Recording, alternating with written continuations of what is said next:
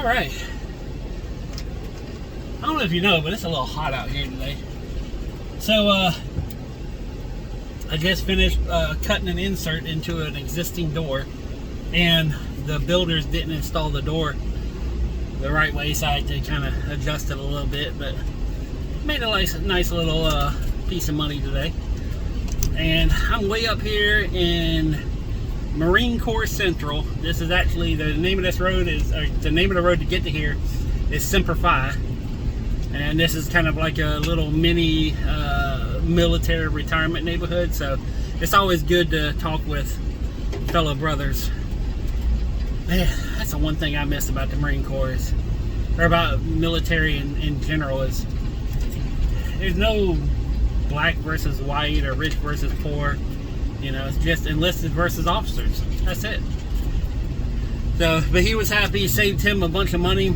He was looking at over $1,000 to have a door put in, and you know, and I was like, hey, I can cut you a piece of glass in for $225. He's like, do it. So, but now that I'm up here, I'm glad I brought me an extra change of clothes because I have already sweated through these, and I only worked for like an hour and 15 minutes. But while I'm up here, there's a Goodwill up here. I figured, what the hell, I'm bored. And I got $225 sitting in my tool bag back there. I'm gonna change my shirt and head over there and just kind of, while I'm up here, maybe grab a friend of mine actually owns a restaurant up here, and he said he'd give me a free meal. So it's about 11:30. He don't open till 3, so I'll find something to do between now and then. Is this the way out? Yeah. Yeah, I've done like 3 or 4 houses up in this neighborhood. People just keep calling me, and I keep coming back. And I know I'm not supposed to be working. I'm supposed to be at the shop and getting stuff done, which I have been doing that. I just haven't been making videos on it. So I got like yesterday I was screwing around. So I got all the screws done and got a screw wall set up, and everything's about as good as it's going to get without going in there and actually picking out individual screws. It's all pretty close to where it needs to be. And now I'm working on like specialty projects like concrete and plumbing and stuff like that. So that's the next segment I'm doing. I think there's like 5 segments, and I got 2 of them done, and the 3rd one's clear. So I just got to start putting stuff on it. There's some noise back there. I apologize if it's coming across here. So, and I colored my hair. Not 100% sold on it. It's not exactly what I thought it was going to be color-wise, but you know, it's there now, so that's what I got. And yeah. There's been a lot going on. I went and sold a window job, which I got halfway done with that until the bottom dropped out of a cloud. So I had to, you know, reschedule that job for next week, next Sunday. It's been a lot going on. I got like, I mean, I don't know what happened. Like, you know, I don't know how the universe is doing this or what, but I am getting work upon work upon work. In fact, I was supposed to be buying some stuff down in South Florida, and you know, just everything wasn't quite working, and I was like, I don't have enough time. You know, jobs aren't turning over quick enough. And all of a sudden they like ping, oh, here's another auction with the same stuff, same everything. So I'm gonna watch this auction to see what it sells for, and that'll give me an idea of whether the next auction, because one's happening in like 4 or 5 days, and another one's happening in 12 days. So, you know, everything's kind of just working out. I mean, nothing spectacular is happening. Nothing, you know, nothing really good, nothing really bad. It's just been just kind of boring, and I'm happy about it. You know, just nothing. Well, there's a couple little things, like the tree guys never showed up, so I don't know what's going on with him. You know, he's supposed to come and finish up the stuff so I can get the fencing done. And I got the pricing for the fencing. That came in a little higher than what I thought. You know, I had an idea in mind. So I'm gonna go and see what it might cost for me to do it myself. putting up chain link. And I found out I could do 6-foot fencing in the front as long as it's see-through. So I was like, bonus. You know, I like that. So, but all in all, I'm kind of happy. Oh, wait a minute. Oh yeah, that was yellow. Barely, but it was yellow. Oh man. There was something interesting that I was thinking about. I was listening to a song, I think it's Ozzy Osbourne, where he says, "Mama, I'm coming home." And, you know, I was sitting there thinking, because he made a mention about, you know, "Mom, you weren't a friend to me," or something like that. And just for some reason, that lyric kind of got stuck in my head, and I was thinking, you know, my mom really wasn't a friend. I mean, she was a hell of a mom, but she wasn't, like, trying to be my friend or my buddy. She was my mother. She was going to do the best job she could on raising me, not trying to be my buddy or, you know, kowtow to me. And it got me thinking about two of my friends in high school, Aaron and Carlos. Now, the three of us were not popular at all. I mean, we were just like, we were three completely different misfits. We come from three completely different backgrounds. And, you know, and I know how, at least to a certain extent, how Aaron turned out. But I always sit here and think about Carlos on, like, what happened to him. Because he was, his dad was white, his mom was black, he was mixed race. But he was the nerdiest black man I've ever met in my life. Like, just Coke bottle glasses, just a complete, like, nerd. And he had a much more affluent family. They had a lot more money than, you know, me and Aaron. Both of us grew up, like, Aaron grew up in a trailer park, and, well, he grew up in a trailer, not a trailer park, but he was trailer park adjacent. And, you know, and his parents still live there. I don't know if he does. I haven't seen him in many, many years. But, you know, and then I grew up lower middle class at best.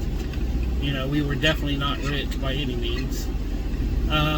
But Carlos had, like, the money, and, you know, and he had a lot of stuff going on for him. And I always kind of wondered, especially this morning when he popped back into my brain, but I was wondering how he turned out. Like, whatever happened to him. So, but no, it's just like little things where you sit here and just, you know, ponder questions you'll probably never know the answer to. I mean, I guess I could, you know, spend $100 or so and find them and talk to them. It might be something worth spending $100 on to see whatever happened to them. So, but no, just stuff like that. You know, I sit here on drives and just ponder different questions about life that gets, you know, put into my head. But yeah, I'm gonna go shopping, and I might go to Walmart and buy another set of clothes, to be honest with you, because I am just, like, drenched. And this shirt here, I'm wearing my Scooby-Doo shirt. Bought it for $1 at Walmart. Oh! So I posted a little thing, which a couple people answered, but I think it was yesterday or the day before. I was cleaning my house and going through my laundry and well, not my laundry, but going through my clothes and hanging them up and saying, okay, here's the shirts, here's the, you know, tank tops, like, here's t-shirts, here's tank tops, here's shorts, here's jeans, here's this, here's that, you know, and all these different variations of clothing. And then I'm also sitting there and saying, okay, you know, I got 7 white shirts, I got like 30 some black shirts, I got these gray shirts, and I'm starting to sort them by color. You know, kind of like what Goodwill does. And I'm sitting there and you know, I was like, I wonder how many people, like, how many pieces of clothing does the average person have? And I Googled it, and I wasn't expecting the result. It kind of shocked me, because I'm like, Google said the average person has 75 to 150 pieces of clothing. Yeah. So, well, I know I'm not average. So, just in my house, not including the other house, not including the storage unit, not including what's at the warehouse, none of that, just at my house alone, which is only 600 and some square feet, and it's a 1 bedroom, 1 bathroom. It's a tiny home. Okay, I have close to 1,000 pieces of clothing, and that's not counting socks and underwear. That's not counting undergarments. That's not counting shoes. Just stuff on hangers. I got close to 1,000 pieces of clothing. So, all this to say this is, my sister was watching a documentary on Celine Dion, and they were showing her a warehouse of clothing. And I kind of mentioned to her, I was like, just think what the electric bill is to store all them clothes in an air-conditioned warehouse. You know, we're talking a lot of money. And take in mind that, you know, this person has a lot of clothes. Well, growing up, I've always had a multitude of cars. Like, at most of my life, I've had 11 to 17 cars at one time. It's something I've always done. I'm a hoarder. I have certain collections. I had over 250 versions of Monopoly. I had over 1,000 pounds of Legos. Okay, when I get on a little buying spree, I go shopping and I buy stuff. Oh, there's a thrift store. So, and I guess right now I'm in a clothing phase, I guess, or whatever, which I've always had a wide variety of clothing. But back in the day, I was always called the poor Jay Leno. And I was kind of joking with my sister. I said, now I'm the poor Celine Dion, because I got, probably not dollar-wise, but item for item, I might have as many clothes as she does, looking at her documentary. So, but yeah, it's been, that was an eye-opener. I you know, like, it don't fathom to me, because most of the people I know, most of the people I go into, they got big walk-in closets full of clothes. They got dressers full of clothes. So you think, you know, everybody's like 500 pieces or more. You know, no. So, and to be fair, in my little tiny home, my closet is 9 foot by 9 foot. So, and I built my shoe rack, and right now, I think I'm at like 150 pairs of shoes on one shoe rack. So, and I'm about to make another shoe rack to put another 100 to 150 pairs of shoes. So, and I'm still poor. Like, I make money, but I don't have money.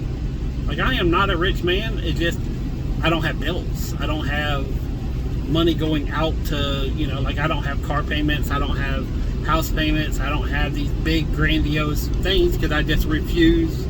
You know, I don't watch television. I don't have HBO or none of that stuff. You know, I refuse to spend money to do something that's going to keep me away from making money. So, but anyways, that's it. I might make another video on the ride home. I don't know, but right now I just gotta kind of get some air conditioning and kind of cool off a little bit. But thank you very much for watching. Peace, love, money. I'm out.